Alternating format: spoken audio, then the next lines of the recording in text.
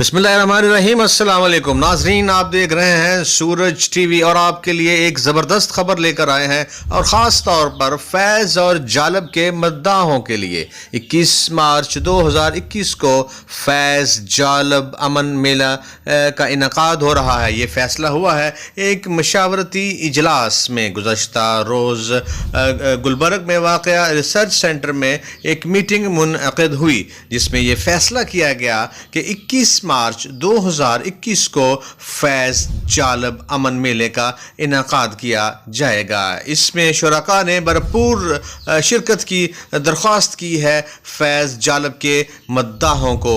उनका कहना था कि हम जोश व खरोश के साथ रवायती अंदाज में इस मेले का इनकाद करेंगे।